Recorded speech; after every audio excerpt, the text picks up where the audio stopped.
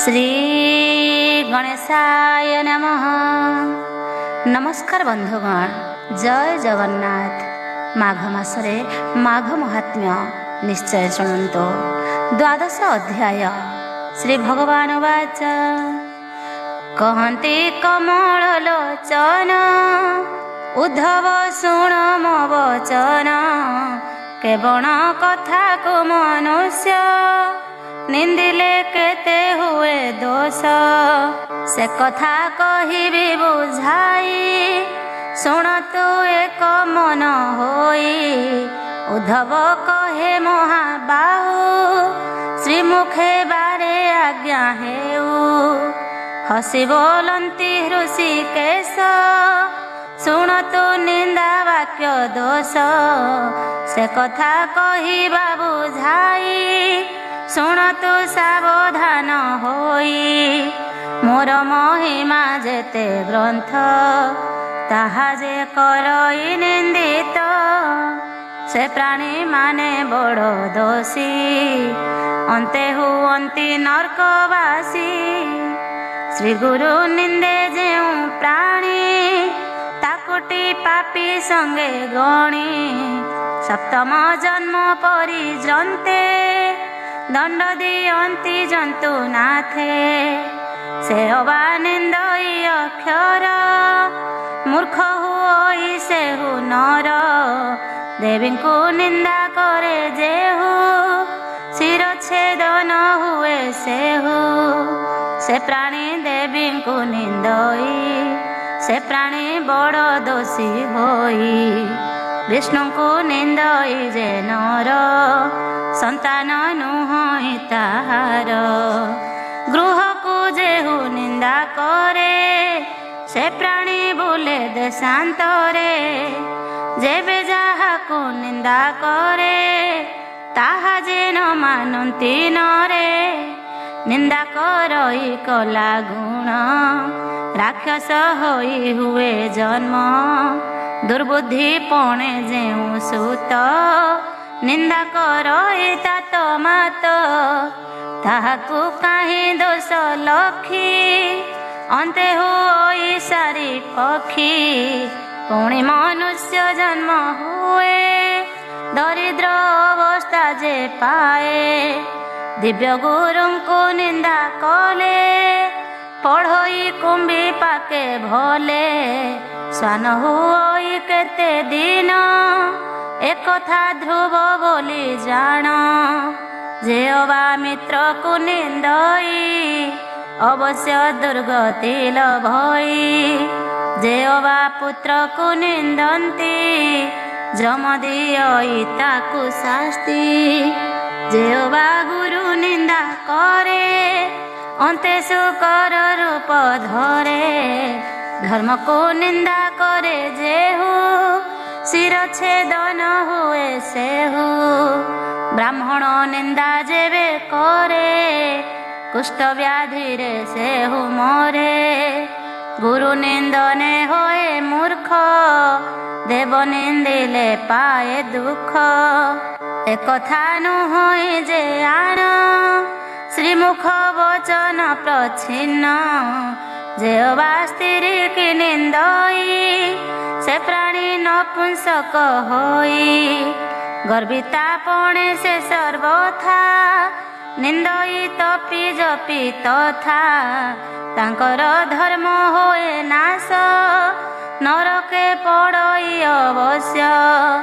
जे प्राणी निंदई शिवंकु चरण व्याधि होए तांकु। बंधु जनंकु निंदा कले तुटई निज आयु भले। स्वरूप टई जे कथा केवे हेनु होई अन्यथा।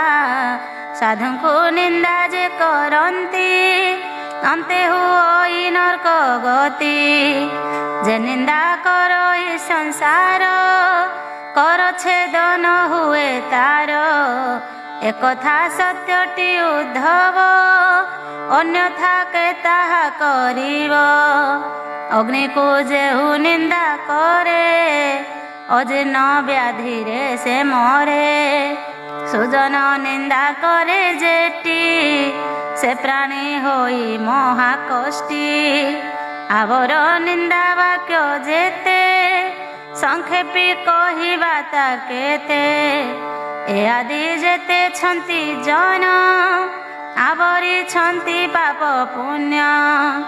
ଯେ ଯାହା ଦୋଷ ଅନୁରୂପେ ଆପଣା କର୍ମ କଲା ପାପେ। ତାହା ବିଚାରି ଯମ ଧର୍ମ କରନ୍ତି ନାନା ରୂପେ ଜନ୍ମ। କେୟ ବାହୁ ହୋଇ ଚଣ୍ଡାଳ କାହାକୁ କରନ୍ତି ଶୃଗାଳ। କେୟ ବା ମୃଗ ଦେହ ବହେ ଶାଗୁଣା ପକ୍ଷୀ କେବା ହୁଏ। ପନଗ ମର୍କଟ ମଞ୍ଜରୀ ଥୋକେ ରୂପେ ଜାତ କରି। ଭାଲୁ ଭଲୁକ ଗଜ ଅସ ମଣ୍ଡୁକି କାକ ଖର ହଂସ। ଏ ରୂପେ ଜନ୍ମନ୍ତି ଥୋକାଏ ସର୍ବସଜନ ଜନ୍ତୁରାଏ। କର୍ମଠ ନକୁଳ କନ୍ଦୁର ଗଣ୍ଡା ଯେ ଗୟଳ ସମ୍ବର। ଗାଈ ମହିଷ ଶଶା ଝିଙ୍କ ଏ ଆଦି ଅଛନ୍ତି ଯେତେକ। ଏ ଆଦି ଯମର ରଚନା ସେହି କି ନ ଜାଣନ୍ତି କି ନା। ତାହାଙ୍କୁ ଅଗୋଚର କିସ ତୁଲାଇ କଲା କର୍ମ ଦୋଷ। ଲଲାଟେ କରଇଲେ ଖନ ସେ କର୍ମ କେବେ ନହେ ଆନ। ଯେ ଅବା ପୁଣ୍ୟବନ୍ତ ପ୍ରାଣୀ ରାଜା କରାଇ ମଞ୍ଚେ ଆଣି। ପାତ୍ର ସାମନ୍ତ କେବା ହୁଏ ସୁକର୍ମ ଗୁଣେ ଭୋଗ ପାଏ। କାହାକୁ ବ୍ରାହ୍ମଣ କରାନ୍ତି ଜଗତେ ସେ ପୂଜା ପାଆନ୍ତି। ଅଷ୍ଟାଦଶ ପାଟକ ଜାତି ଭିଆଣ କଲେ ଜନ୍ତୁପତି। କେୟ ବା ହୁଏ ନପୁଂସକ ରୋଗୀ ହୁଅନ୍ତି ଥୋକେ ଲୋକ। ଖଞ୍ଜକୁ ବୁଝା ପାଦହୀନ କର୍ମଟି ଅଟଇ ପ୍ରମାଣ। କର୍ମ ଯେତେ କର୍ଜି ଥାଇ ସେ ଫଳ ଅବଶ୍ୟ ଭୁଞ୍ଜଇ। ଏହା ଏ ଜାଣି ମୂର୍ଖ ଲୋକେ ନିନ୍ଦନ୍ତି ବିଧାତାଙ୍କୁ ଥୋକେ। ରାତ୍ର ପାହିଲେ ଯାନ୍ତୁ ରାଜା କର୍ମେ ସକଳ ଚାଳେ ପ୍ରଜା। ପୂର୍ବେ ସେ ସୂର୍ଯ୍ୟ ବଂଶେ ହରି ଶ୍ରୀରାମ ରୂପେ ଅବତରି। ଆପଣା କର୍ମ ଦୋଷ ଘେନି ଅରଣ୍ୟେ ଗଲେ ଜଣତିନି। ରାତ୍ର ପାହିଲେ ହନ୍ତେ ରାଜା କର୍ମ ଦୋଷରୁ କଲେ ତେଜା। ଭାଇ ଭାରି ଯା ସଙ୍ଗେ ଗଲେ ଅରଣ୍ୟେ ବନବାସ କଲେ। ତହିଁ ପାଇଲେ ଯେତେ କଷ୍ଟ କାଳେ ହୋଇଲା ପତ୍ନୀ କଷ୍ଟ। ସୀତାଙ୍କୁ ନେଲା ଦଶ ମୁଖ ନ ଦେଖି ବୁଚେ କଲେ ଶୋକ। ବନେ ବୁଲିଣ ଅତି ଦୁଃଖେ ଭାଗ୍ୟ ମିଳିଲେ ଋଷ୍ୟ ମୁକେ। ସୁଗ୍ରୀ ସଙ୍ଗତେ ମିତ୍ର ହେଲେ ବାଳିକି ନାରାଚେ ମାଇଲେ। ସୁଗ୍ରୀବରକୁ ରାଜା କରି ରହିଲେ ମାଲ୍ୟବନ୍ତ ଗିରି। ବୃକ୍ଷ ତଳରେ କଲେ ବସା ଦୁଃଖେ ବଞ୍ଚିଲେ ଚତୁର୍ମାସ୍ୟା। ଶରଦ କାଳେ ସୁଗ୍ରୀବର ଓଇଲେ ଥାଟ ଘେନି ତାର। ପେଶିଲେ ଚାରି ଦିଗେ ଦୂତ ଲଙ୍କାକୁ ଗଲା ହନୁମନ୍ତ। ସୀତାଙ୍କୁ ଖୋଜିଣ ଅଇଲା ରାମଙ୍କୁ ବାରତା କହିଲା। ସମୁଦ୍ରେ ବାନ୍ଧି ସେତୁ ବନ୍ଧ ପାରି ହୋଇଲେ କପି ବୃନ୍ଦ। ଦୈତ୍ୟ ସଙ୍ଗତେ ଯୁଦ୍ଧ କଲେ ଦୁଷ୍ଟ ରାବଣକୁ ମାଇଲେ। ବିଭୀଷଣକୁ ରାଜା କରି ଆଣିଲେ ଜନକ କୁମାରୀ। କାଳେ ସେ ପ୍ରାପତ ନହିଲା ପୁଣି ହିଁ ବିଚ୍ଛେଦ ହୋଇଲା। ପୁଣି ଆସନ୍ତେ କେତେ କାଳେ ସେ ସତୀ ପଶିଲେ ପାତାଳେ। ଶୁଣ ହୋ କର୍ମର ବାରତା, କେବେ ହେନୁ ହୋଇ ଅନ୍ୟଥା। କର୍ମଟି ସବୁ ମୂଳ ଜାଣ, କର୍ମର ନାହିଁ ବଡ଼ ସାନ। ଯେତେ କହିଲି ପାପ ପୁଣ୍ୟ, ଏ ଅନୁରୂପେ ପ୍ରାଣୀ ଜନ୍ମ। ପାଳିଲେ ମାଘ ସ୍ନାନ ଧର୍ମ, ଖଞ୍ଜଇ ସକଳ କର୍ମ। ଯମନ ଲଙ୍ଘେ ତାର ସୀମା, ସେ ପ୍ରାଣୀ ଅଟେ ପୁଣ୍ୟ ଆତ୍ମା। ସୁଜନେ ମାଘ ସ୍ନାନ କର, ସକଳ ପାପ ହରିହର। ଭଣଇ ଦିନ କୃଷ୍ଣ ଦାସ, ଅଣନ ଉପଦରେ ଶେଷ। ଇତି ଶ୍ରୀ ମାଘ ମହାତ୍ମ୍ये ମହାପୁରାଣେ ଶ୍ରୀକୃଷ୍ଣ ଉଦ୍ଧବ ସମ୍ବାଦେ ପାପ ପୁଣ୍ୟ କର୍ମାନୁସାରେ କଥନେ ନାମ ଦ୍ୱାଦଶ ଅଧ୍ୟାୟ। ତ୍ରୟୋଦଶ ଅଧ୍ୟାୟ। ଶ୍ରୀ ଭଗବାନ ବାଚ, କହନ୍ତି ପ୍ରଭୁ ଭଗବାନ, ଶୁଣ ହୋ କର୍ମର ବିଧାନ। ଅତି ରହସ୍ୟ କଥା ଏହି, ତୋ ଆଗେ କହିବା ବୁଝାଇ। ତୁ ତାହା ସ୍ଥିର କରି ଶୁଣ, ପୂର୍ବେ କହି ଯେ ବ୍ରାହ୍ମଣ। ନୀଳକଣ୍ଠ ପତିତା ନାମ, ଅଟଇ ସୁଗୁଣର ଧାମ। ତୁଳସୀ ବୋଲିଣ ବ୍ରାହ୍ମଣୀ, ଅଟଇ ତାହାର ଗୃହିଣୀ। ପାଞ୍ଚ ଦୁହିତା ପାଞ୍ଚ ସୁତ, ଯେ ବିପ୍ର ବଡ଼ ହି ଦୁଃଖିତ। ନ ମିଳେ ଅନ୍ନ ବସ୍ତ୍ର କିଛି, ଭିକ୍ଷା ମାଗିଣ ଦିନ ବଞ୍ଚି। କି ବୁଦ୍ଧି ଉପାୟ କରିବି, କୁଟୁମ୍ବ କେହ୍ନେ ବଞ୍ଚାଇବି। ଶିବଙ୍କୁ ସେବି ବଇଁ ଏବେ, ସେ ଅବାଏ ଦୁଃଖ ଫେଡ଼ିବେ। ଶେଷ ନ ବିଚାରି ମନକୁ, ସେବା କରଇ ଈଶ୍ୱରଙ୍କୁ। ନିତ୍ୟ ସେ ଉଠଇ ପ୍ରଭାତେ, ସ୍ନାନ ସାରିଣ ତୋରିତେ। ମିଳଇ ମହାଦେବ ସ୍ନାନେ, ପୂଜା କରଇ ଶୁଦ୍ଧ ମନେ। ଅରଖ ଦୁଦୁରା ଗଇସ, ଗନ୍ଧ ଚନ୍ଦନ ଚମ୍ପା ପୁଷ୍ପ। ଅଖଣ୍ଡ ବିଲ ପତ୍ର ଦେଇ, ବହୁତ କରଇ ବିନଇ। ଭସଦାନନ୍ଦ ପଞ୍ଚମୁଖ, ସୁଦୟା କରି ଖଣ୍ଡ ଦୁଃଖ। ପ୍ରସନ୍ନ ହୋଇ ଦିଅ ବର, ଶୟନ ତୋହର ପୟର। ତୋ ଦେବ କର ମୋତେ ରକ୍ଷା, କ୍ଷଣେ ପୁରାଅ ମନ ବାଞ୍ଛା। ବହୁତ ସ୍ତୁତି ବାକ୍ୟ ବଣି, ନିଜ ପୁରକୁ ଆସେ ପୁଣି। ସକାଳୁ ବେଳ ବୁଡ଼ ଯାଏ, ଶିବଙ୍କୁ ସେବା କରୁଥାଏ। ସତେ ବରଷ ପରିଜନ୍ତେ, ଏମନ୍ତେ ସେବା କଲା ନିତ୍ୟେ। ପ୍ରସନ୍ନ ନହିଲେ ଧୂର୍ଜଟି, ବିମୁଖ ହୋଇ ବିପ୍ର ଗୋଟି। ବସିଲା ଚିନ୍ତା ଭର ହୋଇ, ଲୋଚନ ଅଶ୍ରୁ ଜଳ ବହି। ବୋଇଲା ଭକ୍ଷିବି ମୁଁ ବିଷ, ଆଜ ମୁଁ ମରିବି ଅବଶ୍ୟ। ଏତେ ଦୁଃଖରେ ଯାଇ କରି, କିମ୍ପାଇଁ ଦେହ ଥିବି ଧରି। ଏହି ଠାବରେ ପ୍ରାଣ ଯାଉ, ହର ଉପରେ ହତ୍ୟା ହେଉ। ଏମନ୍ତ ବିଚାରିଣ ମନ, ଗୃହକୁ ନଗଲା ସେଦିନ। ଶୋଇଲା ଉପବାସ କରି, ହୃଦୟରେ ବୈରାଗ ସୁମରି। ତା ଦେଖି ପାର୍ବତୀ ବିକଳ, ନ ମିଳେ ହର ପାଦ ତଳ। କର ଯୋଡ଼ିଣ ଦେବି କହି, ଶୁଣ ହେ ତ୍ରୈଲୋକ୍ୟ ଗୋସାଇଁ। ଦେବୀ ପ୍ରଭୁ ସେବା କଲା, କିମ୍ପାଇଁ ସୁଦୟା ନହିଲା।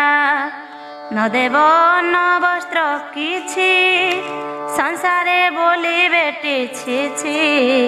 ଏଠାରେ ହେଲା ପ୍ରାଣ ନାଶ, ଲଭିବ ବ୍ରହ୍ମ ହତ୍ୟା ଦୋଷ। ଈଶ୍ୱର ବୋଲନ୍ତି ବଚନ, ଏହାର କର୍ମ ବଡ଼ ହୀନ। ତେଣୁ ପାଉଛି ଏତେ ଦୁଃଖ, ଏ ଜନ୍ମେ ନାହିଁ ତାକୁ ସୁଖ। ଉମା ବୋଇଲେ ତୁମ୍ଭେ ଶୁଣ, ଯେବେ ଭୁଞ୍ଜିବ କର୍ମ ଗୁଣ। ତୁମ୍ଭଙ୍କୁ କିମ୍ପା ସେବା କଲା, ତୁଚ୍ଛାକୁ ଗଞ୍ଜି ହୋଇ ମଲା। ତୁ ଦେବ ଐଶ୍ୱର୍ଯ୍ୟ ଦାତା, ଅକର୍ମ କର୍ମ ସେ କରତା। ତାହାର କର୍ମେ ନାହିଁ ଯେବେ, ତୁମ୍ଭେ କରୁଣା କର ତେବେ। ଦାରିଦ୍ର୍ୟ ଅବସ୍ଥା ତାହାର, ତୁମ୍ଭ ପ୍ରସାଦେ ଯାଉ ଦୂର। ହସି ବୋଲନ୍ତି ଦେବ ଶୂଳି, ଯାହା ତୁ କହିଲୁ ରେ ବାଳି। ଯାହାର ଯଶ କର୍ମ ନାହିଁ, ସମ୍ପଦ ଲୋଭିବ ସେ କାହିଁ।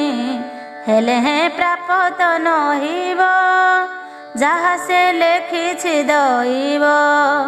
ପାର୍ବତୀ ବୋଇଲେ ଗୋସାଇଁ, ଦେଖିଲେ ପ୍ରତେ ଯିବି ମୁହିଁ। ଦିଅ ଥୋକାଏ ଧନ ଆଜ, କେମନ୍ତ ନହିବ ଗ୍ରାହ୍ୟ। ହର ବୋଇଲେ ଚାଲ ଯିବା, ପ୍ରତ୍ୟକ୍ଷ ତତେ ଦେଖାଇବା। ଏମନ୍ତ କହି ଶୂଳଧାରୀ, ଭଣ୍ଡାର ଘରେ ବିଜେ କରି।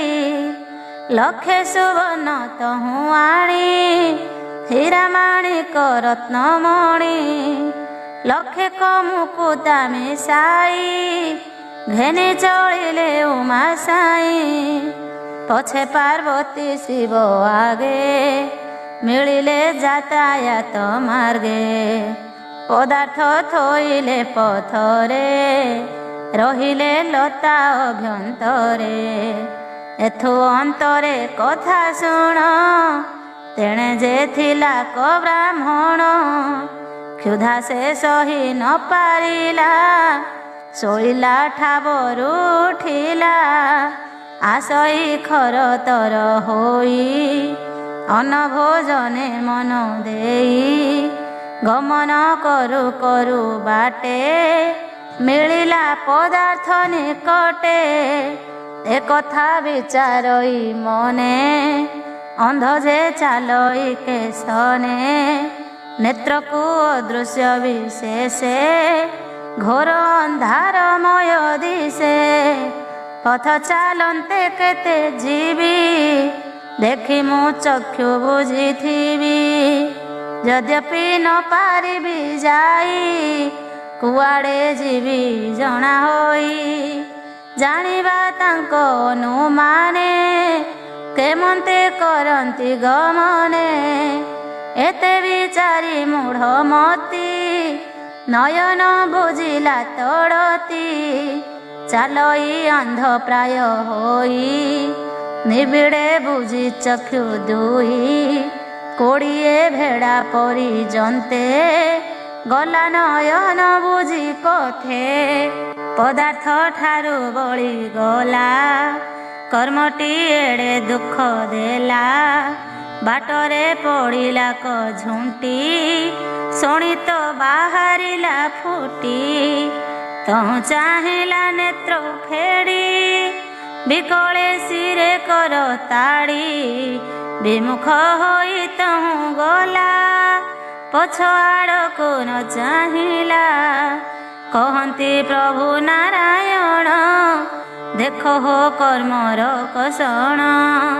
ବ୍ରାହ୍ମଣ କଲା ଉଦ ଯୋଗ, ମନେ ବାଞ୍ଛିତ ସୁଖ ଭୋଗ। ତାହାର କର୍ମେ ଯେବେ ଥାନ୍ତା, ସେ ଅର୍ଥ ପ୍ରାପ୍ତ ହୁଅନ୍ତା। ଯାହାର କର୍ମ ବାମ ହୋଏ, ସେ କାହିଁ ସୁଖ ଭୋଗ ପାଏ। ଯେ ଯାହା କର୍ମେ ପରାପତ, ଅବଶ୍ୟ ଫଳ ନିୟତ। ବ୍ରାହ୍ମଣ ଯହୁଁ ଜଳି ଗଲା, ସଦନେ ପ୍ରବେଶ ହୋଇଲା। ମନରେ ବିରସ ହୋଇଣ, ବସିଣ ଭାଳଇ ବ୍ରାହ୍ମଣ। ଈଶ୍ୱର ପ୍ରାୟ ଦେବତାଙ୍କୁ, ଅନେକ ସେବା କଲି ତାଙ୍କୁ, ସେ ମୋତେ ନହିଲେ ପ୍ରସନ୍ନ। ମୋହର କର୍ମ ବଡ଼ ହୀନ, ଏମନ୍ତେ କେତେ କାଳ ଗଲା। ସେ ଦ୍ୱିଜ ପ୍ରାଣ ବିସର୍ଜିଲା, ଯମଡଗରେ ଘେନି ଗଲେ। ରାଜା ଛାମୁରେ ନେଇଦେଲେ, ଚିତ୍ରଗୁପ୍ତ ବେନି ମନ୍ତ୍ରୀ।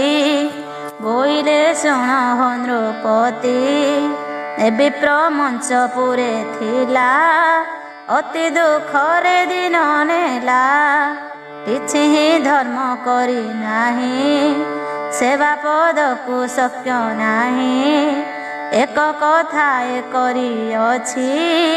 ଶୁଣ ହେ ଆଦିତ୍ୟର ବଛି, ଏନିତେ ପ୍ରଭାତ ଉଠଇ। ନଦୀରେ ସ୍ନାନ କରଇ, ମହାଦେବଙ୍କ ପୂଜା କରେ। ବିବିଧ ପୁଷ୍ପ ଦେଇ ଶିରେ, ଅନେକ କାଳ ସେବା କଲା। ଏହାର ବାଞ୍ଛା ନ ପୂରିଲା, ଏବେ ହୋଇଲା ପ୍ରାଣେ ନାଶ। ଦୂତେ ଆଣିଲେ ତୁମ୍ଭ ପାଶ, ଭୋଦେବ ତୁମ୍ଭ ବିଚାରକୁ। କେମନ୍ତେ ଯୋଗାଇ ମନକୁ, ଯମ ବୋଇଲା ଅଛି ପୁଣ୍ୟ। କଲା 12 ମାସ ସ୍ନାନ, ତହୁଁ 11 ମାସ କାଟ। ମକର ମାସ ସବୁ ଶ୍ରେଷ୍ଠ, ମାଘ ସ୍ନାନ ଯେ କରଇ। ତେବେ ହେଁ ଧର୍ମ ସେହୁ ପାଇ, ରୁଦ୍ରଙ୍କୁ ସେବା କରିଅଛି। ତେଣୁ ଏହାର ପୁଣ୍ୟ ଅଛି। ଏବେ ଏହାକୁ ଘେନି ଯାଅ, ସେହି ମନୁଷ୍ୟ ଜନ୍ମ ନିଅ। ଉତ୍ତମ ସୁଖ ଭୋଗ ପାଉ, ମଞ୍ଚମଣ୍ଡଳେ ଜାତ ହେଉ। ଯମ ଆଜ୍ଞାରେ ତାକୁ ନେଲେ, ବ୍ରାହ୍ମଣ ଘରେ ଜନ୍ମ ଦେଲେ। ନାମ ହୋଇଲା ବିଷ୍ଣୁଙ୍କର, ପାଠେ ନିପୁଣ ଦ୍ୱିଜବର। ଏକ ଚକ୍ରୀ ନାମେଣ ପୁର, ତହୁଁ ହୋଇଲା ନୃପବର। ବିପୁଳ ସୁଖ ଭୋଗ କଲା, ନିଶ୍ଚିନ୍ତ ହୋଇ ଦିନ ନେଲା। କହନ୍ତି ଶ୍ରୀ ପୁରୁଷୋତ୍ତମ, ମାଘ ସ୍ନାନ ମହାତମ। ଯେ ଜନ ମାଘ ସ୍ନାନ କରି, ଦୁରିତ ବହେଳେ ତରି।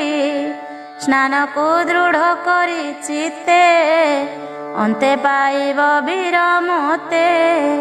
ପାପର କୃଷ୍ଣ ଦାସ ବାଣୀ, 102 ପଦେ ଭଣୀ। ଇତି ଶ୍ରୀ ମାଘ ମହାତ୍ମ୍ୟ ମହାପୁରାଣେ ଶ୍ରୀକୃଷ୍ଣ ଉଦ୍ଧବ ସମ୍ବାଦେ କଣ୍ଠପତି ବ୍ରାହ୍ମଣ କଥା ବର୍ଣ୍ଣନେ ନାମ ତ୍ରୟୋଦଶ ଅଧ୍ୟାୟ। ଚତୁର୍ଦଶ ଅଧ୍ୟାୟ।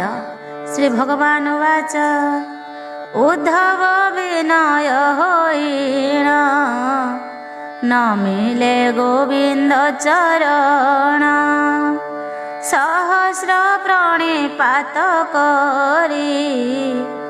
ବୋଲଇ ଶୁଣ ଦେବ ହରି, ଏ ମାଘ ସ୍ନାନର ଚରିତ।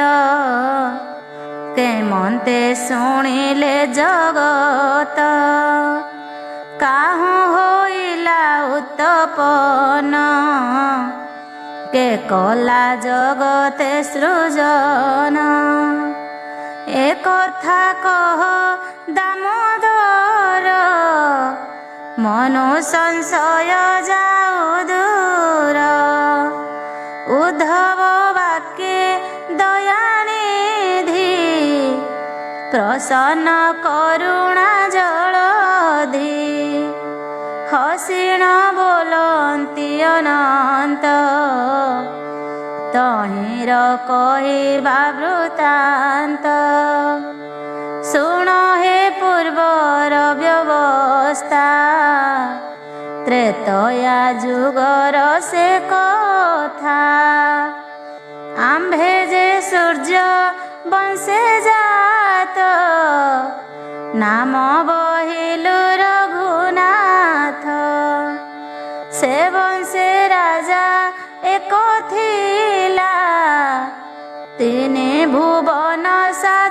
କଲା। ଦିଲ୍ଲୀ ପଟ ଇତା ନାମ ସହସ୍ରେ ସିଂହ ପରାକ୍ରମ। ଦିନେ କଦିଲି ପରାଜନ ମୃଗୟା ଅର୍ଥେ ଗଲା ବନ। ସଙ୍ଗତେ ସୈନ୍ୟ ପ୍ରମିତ ପାତ୍ର ଯେ ସାମନ୍ତ ମାତ୍ୟ। ରାଉତ ମାହୁନ୍ତ ପଦାତି ଅନେକ କିଛି ଘୋଡ଼ା ହାତୀ। ବାଜଇ ବୀର ତୁର ଘୋଷ ଶବଦେ ପୁରଇ ଆକାଶ। ସମସ୍ତ କୃଷ୍ଣ ବର୍ଣ୍ଣ ଅଂଶ ଦିଶଇ ରାହୁର ସଦୃଶ। କଳା ବସନ ମାନ ପିନ୍ଧି ଶିରରେ କଳା ପାଗ ବାନ୍ଧି। ଧନୁ ସହିତେ କଳା ଦିଶେ ସକଳ ଧାମନ୍ତି ହରସେ। ଥୋକାଏ ଦୂର ଚଳିଗଲେ ପୁଣି ନିଶବଦ ହେଲେ। ବାଜଣା ମାନ ନ ବଜାଇ ତୁଣ୍ଡ ସବଦନ ଶୁଭଇ। ସଧୀରେ କରନ୍ତି ଗମନ ମିଳିଲେ ଗହନ କାନନ। ଥୋକେ ଜଗିଲେ ଚଉକତି ଥୋକାଏ ବନେ ବିହରନ୍ତି। ଯେ ଯାହା ଶସ୍ତ୍ର ମାନ ଧରି ଉଚେଡ଼ା କନ୍ତି ରୋଷ କରି। ବାଦ୍ୟ ଶବଦ ମୁଖ ଗୋଳ ଅନେକ ଶୁଭଇ ଚହଳ। କୁରଙ୍ଗୀ କିଛି ନ ଦେଖିଲେ କ୍ଷଣକେ ଅସରୁହାଇଲେ। ବନେ ଚଳନ୍ତି ବେଗେ ବେଗ ଦେଖିଲେ ଚରୁଅଛି ମୃଗ। ନୃପତି ହରସ ହୋଇଲେ କ୍ଷଣକେ ଅସରୁହାଇଲେ। ଭୟେ କୁରଙ୍ଗୀ ପଳାଇଲେ ନୃପତି ପଛେ ଗୋଡ଼ାଇଲେ। ତାହାଙ୍କ ପଛେ ପଛେ ସୈନ୍ୟ ଧାମନ୍ତି ଅତି ବହନ। ଶୋଭାବେ ଶାଳ ଶିଳା ଭୂମି ଚରଣ ବଥାଇଲା ଭ୍ରମି। ବୁଲିଣ ନ ପାରନ୍ତି ଯାଇ ବିକଳେ ଅଛନ୍ତି ଗୋଡ଼ାଇ। ନିମିଷ ମାତ୍ରେ ମହାରାଏ ଖେଦିଲା ପାଞ୍ଚ ଜୁଣ ଯାଏ। ନୃପତି ଅଦୃଶ୍ୟ ହୋଇଲା ମୃଗ ଯେ କେଉଁ ଆଡ଼େ ଗଲା। ତୃଷାରେ କଣ୍ଠ ଓଷ୍ଠ ଶୁଖି ସୈନ୍ୟକୁ ଖୋଜଇ ନିରେଖି। ଲୋଡ଼ିଣ ନ ପାଇଲା ପୁଣି ପୁଣି ଖୋଜଇ ନରମଣି। ଦେଖିଲା କ୍ଷଣକ ଅନ୍ତରେ ଅଛଇ ଏକ ସରୋବରେ। ପଦ୍ମ କୁମୁଦ ଫୁଟିଅଛି କ୍ରୀଡ଼ା କରନ୍ତି ନାନା ପକ୍ଷୀ। ଶୌଚ ପବିତ୍ର ନିର୍ମଳ ଅମୃତ ସମାନେ ସେ ଜଳ। ମୁଗୁନି ଶିଳା ଚଉକତି ତୀରେ ତା ବଳ ପଙ୍କ ନାସ୍ତି। ସେ ସରୋବର ରାଜା ଦେଖି ମନେ ହୋଇଲା ମହାସୁଖୀ। ଅଶ୍ୱ ପିଠିରୁ ଓହ୍ଲାଇଲା ଜଳ ପାଖକୁ ବେଗେ ଗଲା। ଦେଖି ଆନନ୍ଦ ତାର ମନ, ଜଳରେ ପଶିଲା ବହନ। ଶ୍ରୀଅଙ୍ଗ ଝିନ ବାସେ ପୋଛି, କୂଳରେ ଉଭା ହୋଇଅଛି। ବସ୍ତ୍ର ପାଲଟି ବୀରମଣି, ପିନ୍ଧିଲେ ଆନ ବସ୍ତ୍ର ଆଣି। ଏମନ୍ତ ବେଳେ ସର୍ବସୈନ୍ୟ, ମିଳିଲେ ରାଜା ସନ୍ନିଧାନ। ବୋଲନ୍ତି ରାଜା ମୁଖ ଚାହିଁ, ଏ ବଡ଼କୁ ପଥଟଇ। ତେଣୁ ଯେ ନ ପାରିଲୁ ଆସି, ବଣା ହୋଇଲୁ ବନେ ପଶି। ହୟ ଚରଣ ତତ ଚାହିଁ, ଗୋଡ଼ାଇ ଅଇଲୁ ଗୋସାଇଁ। ଶୁଣି ବୋଲନ୍ତି ନୃପରାଣ, ଏକଥା ଅଟଇ ପ୍ରମାଣ। ଏମନ୍ତ କହି ନ ବସିଲେ, ସମସ୍ତେ ଜଳପାନ କଲେ। ରାଜାର ମଣ ହି ନିମନ୍ତେ, ଶୀତଳ ଦ୍ରବ୍ୟ ମାନ ଯେତେ। ଅନ୍ତଃପୁରକୁ ନେଇଥିଲେ, ସମସ୍ତେ ସେଠାରେ ଭୁଞ୍ଜିଲେ। ଆଚମନ ସାରିଣ ବସି, ଆଦିତ୍ୟ ଅସ୍ତ ଗଲାସି। ବୋଇଲେ ନୃପତି ଶେଖର, ତେବେ ପାଇବା ଏହି ଠାର। ଆସିବେ ଜଳପାନ କରି, ଗୋଟିଏ ଯିବେ କିଉ ବୁରି। ଯେ ଯାହା ସୁଖେଣ ମାରିବା, ପ୍ରଭାତୁ ନିଜ ପୁର ଯିବା। ରାଜାର ଆଜ୍ଞା ଶିରେ ଦେଇ, ସମସ୍ତେ ସନମତ ହୋଇ। ପୂର୍ବ ଉତ୍ତର ବେନି ଦିଗେ, ଯାଇ ଜଗିଲେ ବେନି ଭାଗେ। ଦକ୍ଷିଣେ ପଶ୍ଚିମର କତି, ଲୋଧାଏ ଜାଲ ବାଡ଼ ଦିଅନ୍ତି।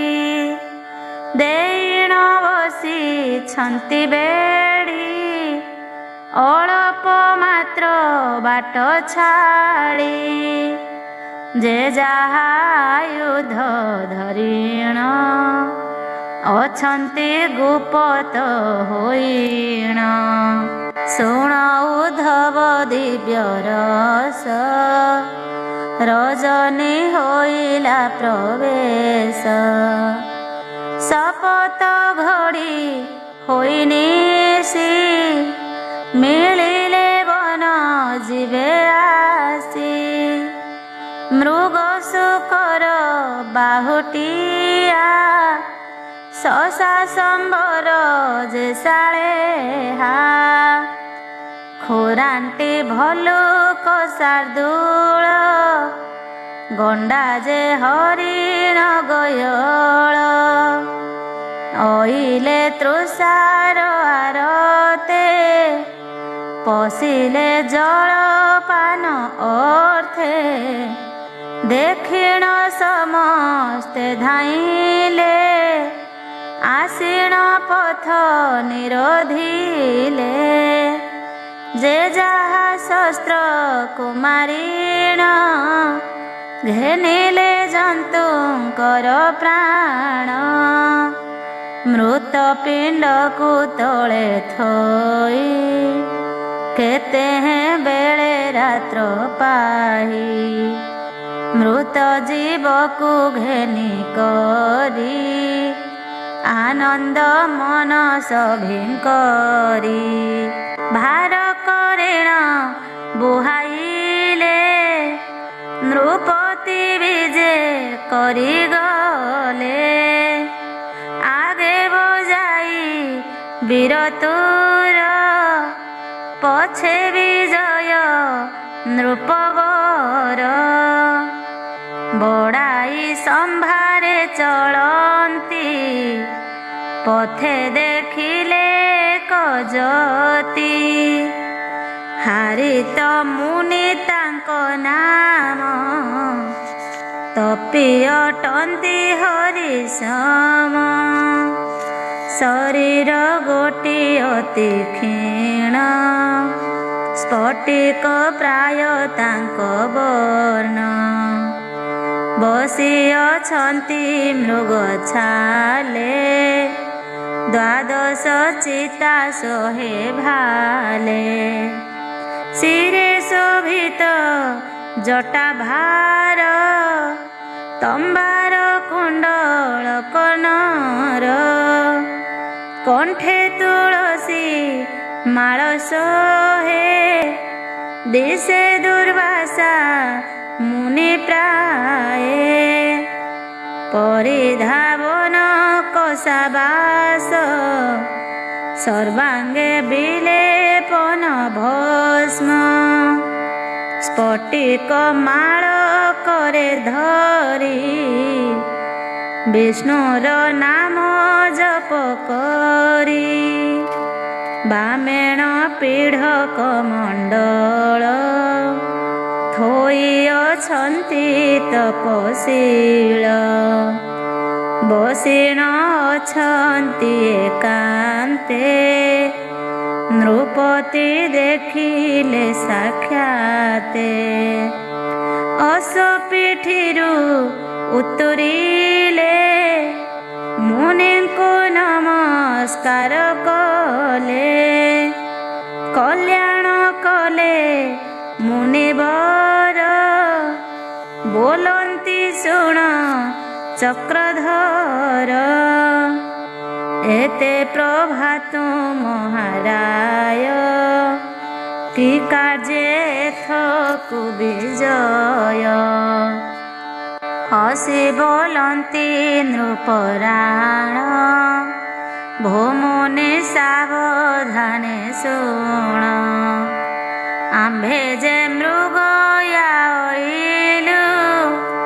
ପଥ ନ ଜାଣି ବଣା ହେଲୁ ତୃଷାରେ ଲୋଡ଼ନ୍ତେଣ ନୀର ଦେଖିଲୁ ଏକ ସରୋବର ସେଠାରେ କଲୁ ଜଳପାନ ନୋଇଲେ ହାରନ୍ତୁ ଜୀବନ ରାତ୍ରେ ଜଗିଲୁ ସରୋବର ମାଇଲୁ ହରିଣ ସମ୍ବର ରଜନୀ ପ୍ରଭାତୁ ଅଇଲୁ ଯୋଗେଣ ତୁମ୍ଭଙ୍କୁ ଦେଖିଲୁ ଭୂମୁନି ଭାଗ୍ୟ ଥିଲା ମୋର ଦେଖିଲି ବଦନ ତୁମ୍ଭର ମୁନି ବୋଲନ୍ତି ଭୋରାଜନ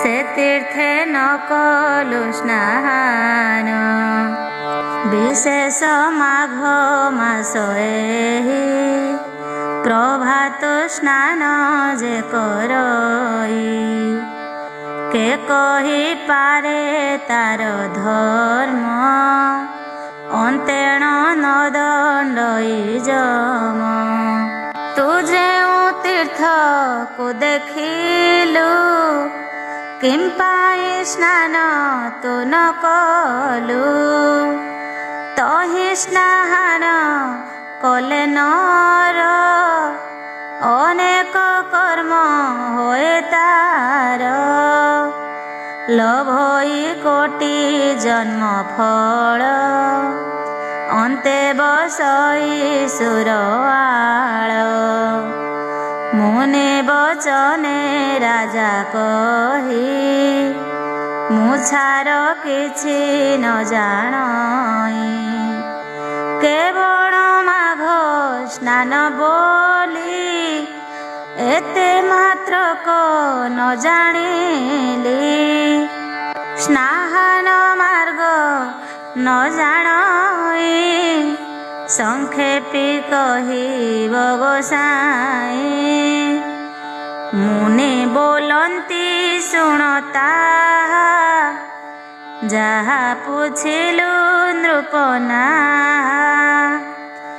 ଯେ ଅବା ଧର୍ମକୁ ବିଚାରି ଯାଆନ୍ତି ତୀର୍ଥ ଯାତ୍ରା କରି ସ୍ନାନ କରି ସର୍ବତୀର୍ଥେ ଦାନ ଦିଅନ୍ତି ବିପ୍ରହସ୍ତେ ଏଥିରେ ଧର୍ମ ହୁଏ ଯେତେ ମାଘ ସ୍ନାନେ ଫଳ ତେତେ ଶୁଣି ଦିଲୀପ ନୃପମଣି ଭକତ ହୋଏ ଯେଉଁ ପ୍ରାଣୀ ଗୃହ କୁଟୁମ୍ବ ଆଶା ତେଜି ହରି ଚରଣେ ଚିତ ମଜି ଆହାର ନିଦ୍ରା ମୈଥୁନ ମିଥ୍ୟା ବୈରାଗ୍ୟ ଲୋଭମାନ ଯେ ପଞ୍ଚ ମନ ଦୃଢ଼ କରି ତପ ସାଧନେ ଦିନ ହରି ଯେ ପ୍ରାଣୀ ଯେଉଁ ଗତି ପାଇ ମାଘ ସ୍ନାନେ ତେତେ ହୋଇ ଯେ ଅବା ଧର୍ମ ନିମନ୍ତେଣ ଦାନ ଦିଅଇ ତାମନେଣ ଲକ୍ଷେ କଧେନୁ ଦେଲେ ଦାନ ତହିଁ ହୋଇ ଯେତେ ପୁଣ୍ୟ ମାଘ ସ୍ନାନେ ଯେତେ ଫଳ ଶୁଣ ଅଯୋଧ୍ୟା ମହିପାଳ ଆବର ଧର୍ମ ହୋଏ ଯେତେ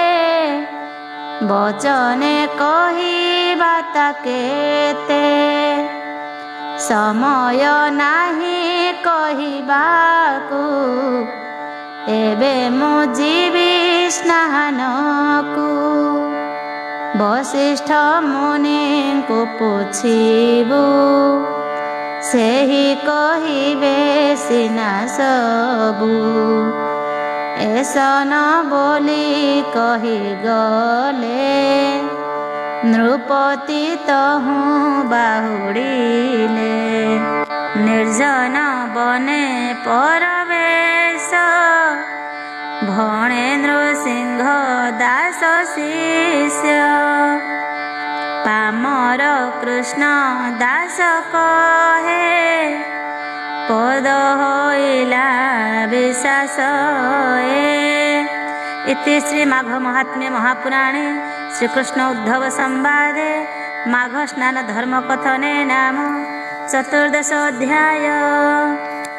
पंचदश अध्याय श्री भगवान उवाच कहन्ति प्रभु श्रीपति उद्धव शुणी लभ मुक्ति हारित मुनि मुख शुणी गला दिलीप नृपमणि अयोध्या नगरे मिलिला हय पिठिरु तुरिला भितरे होइला प्रवेश पदे खटिला राणी हंस कहई अयोध्यार साई महादेवी मानंकु चाहि शुण बला गण तुम्भे मृगया जाइथिलु आम्भे तृषारे लोड़ी लोही पानी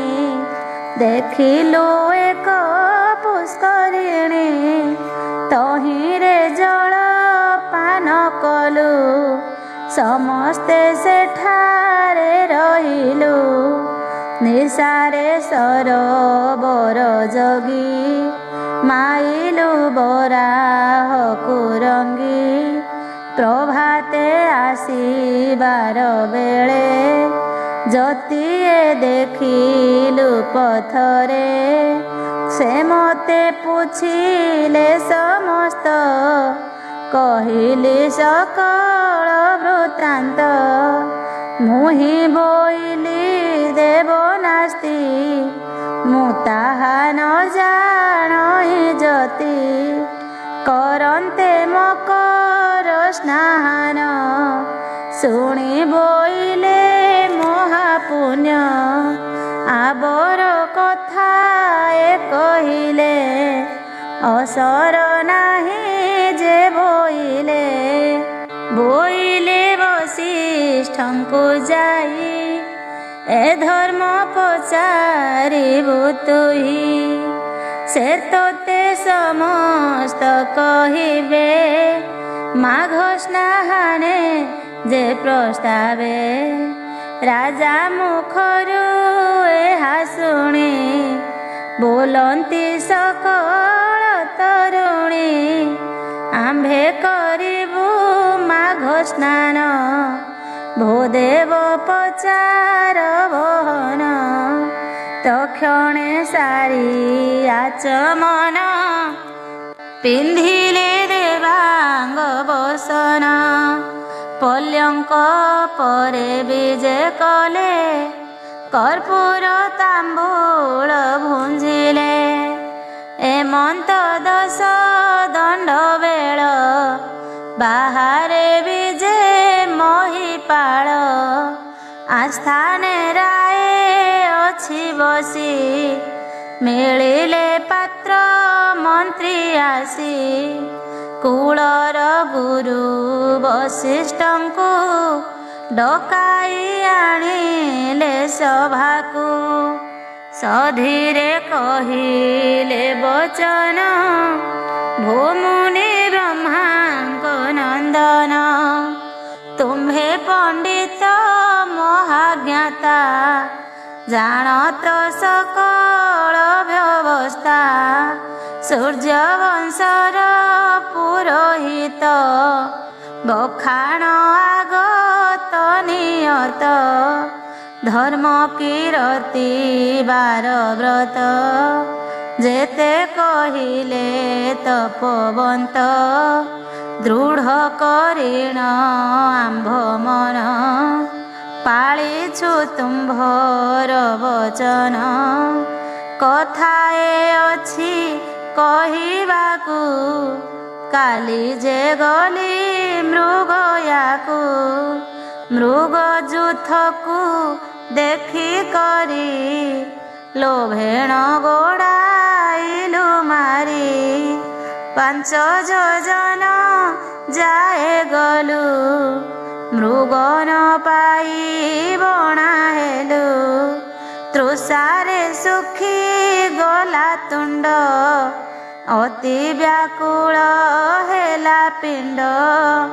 ନୀର ଖୋଜନ୍ତେ ବହୁ ଦୂର, ଦେଖିଲୁ ଏକ ସରୋବର। ତହିଁରେ ଜଳ ପାନ କଲୁ, ସମସ୍ତେ ସେଠାରେ ରହିଲୁ। ଭୁଞ୍ଜିଲୁ ସକଳ ପଦାର୍ଥ, ଦେହ ହୋଇଲା ଅତି ସୁସ୍ଥ। ସେ ଘାଟେ ଯୋଗିଣ ନିଶାରେ, ମାଇଲୁ ହରିଣ ଶୋକରେ। ଅଇଲୁ ରଜନୀ ପ୍ରଭାତେ, ଯତିଏ ଦେଖିଲୁ ସେ ପଥେ। ତାହାଙ୍କୁ କଲୁ ପ୍ରଣିପାତ, କଲ୍ୟାଣ କଲେ ତପୋବନ୍ତ। ମୋତେ ପୁଛିଲେ ତପଚାରୀ, କି କାର୍ଯ୍ୟ ବିଜେ ଦଣ୍ଡଧାରୀ। ତାହାକୁ ବଚନ କହିଲୁ, ମୃଗୟା ସେ ଆସିଥିଲୁ। ଶୁଣି ହୋଇଲେ ତପୋବନ୍ତ, ପାଳିବୁ କି ବାର ବ୍ରତ।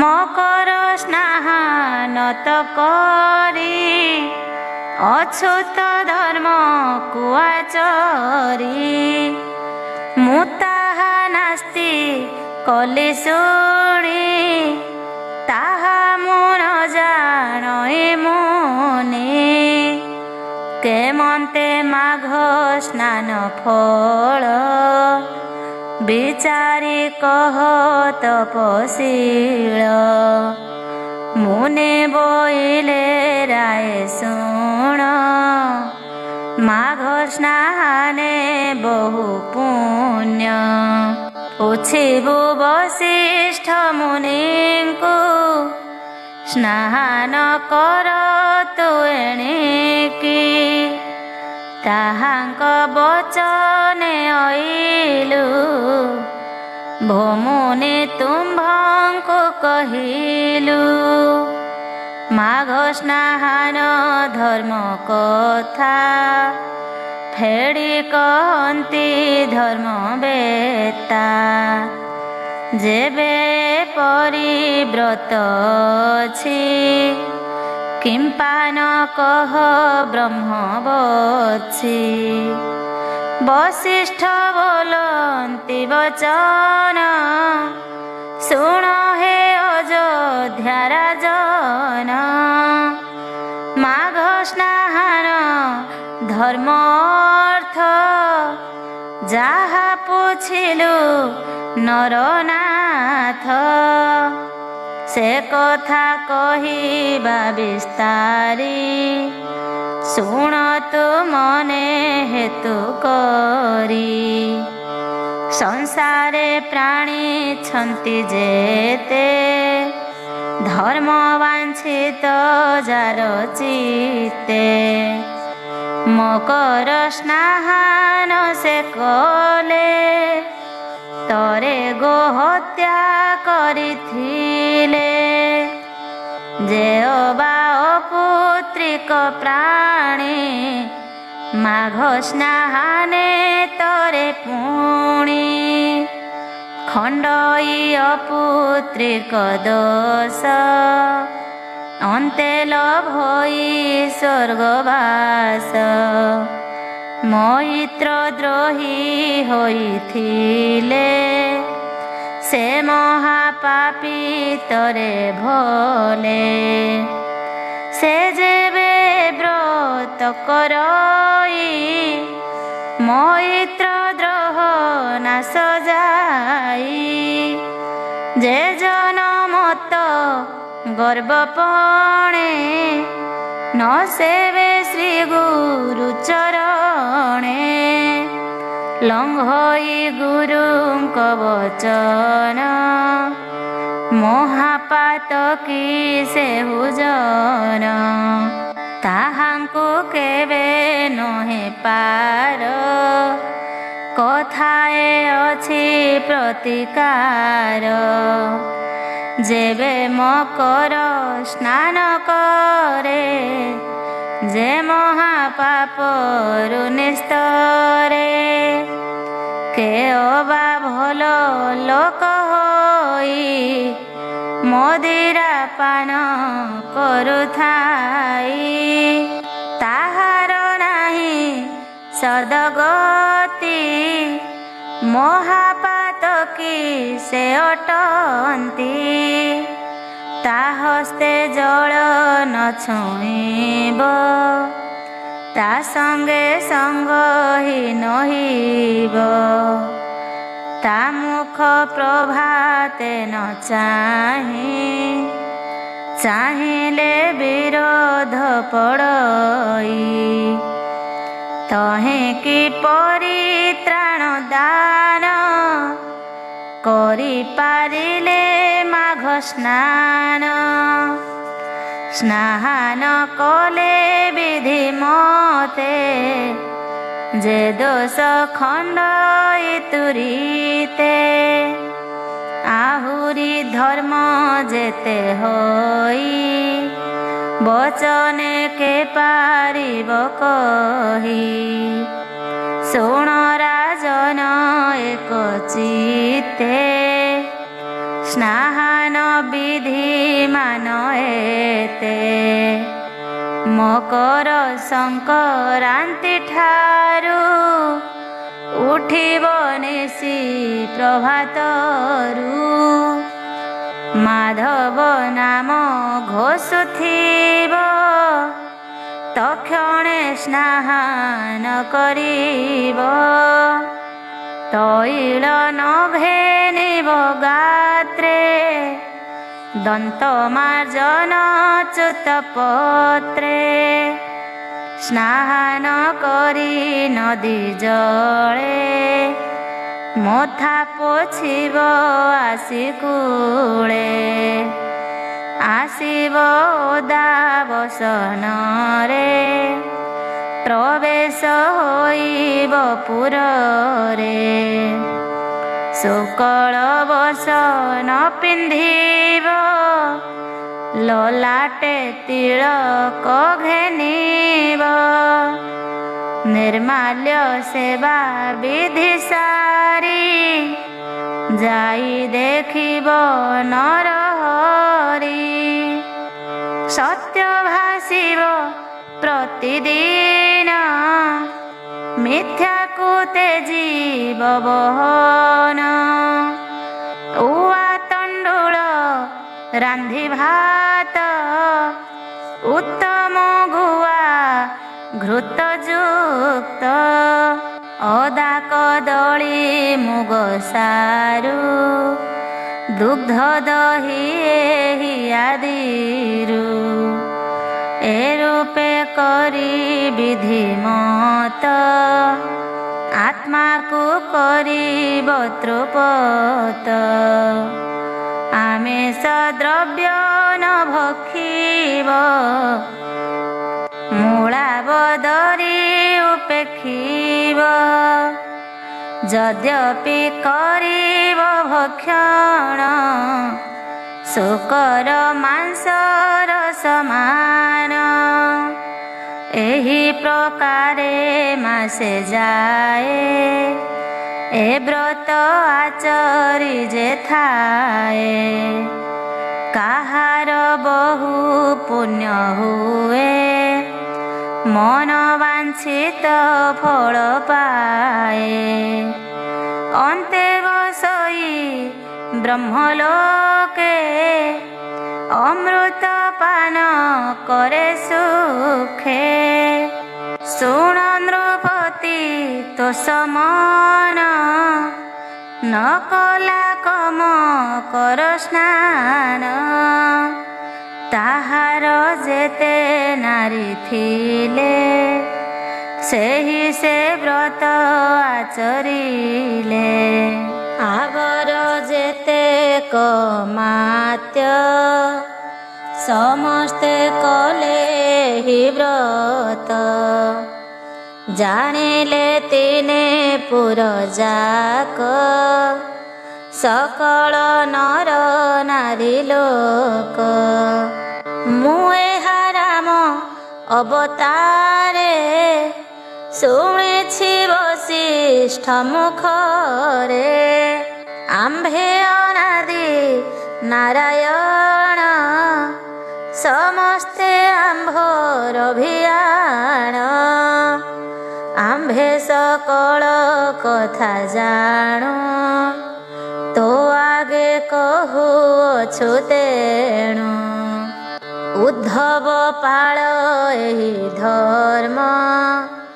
ଉପେକ୍ଷି ସାଂସାରିକ କର୍ମ ପାରିଲେ ଏ ଧର୍ମ ଆଚର ମାୟା ସଂସାରୁ ଏବେ ତୋର ଶୁଣି ଉଦ୍ଧବ ତ ସଚିତେ ନମଇ କୃଷ୍ଣ ପାଦ ଗତେ ସେ କୃଷ୍ଣ ପାଦେ କରି ଆସ ଭଣେ ନୃସିଂହ ଦାସ ଶିଷ୍ୟ ପାମର କୃଷ୍ଣ ଦାସ କହେ ଉଦ୍ଧବ ପ୍ରଭୁ ଦେବରାଏ उद्धवे कहिले माधव ए अध्यास ए दुई पद।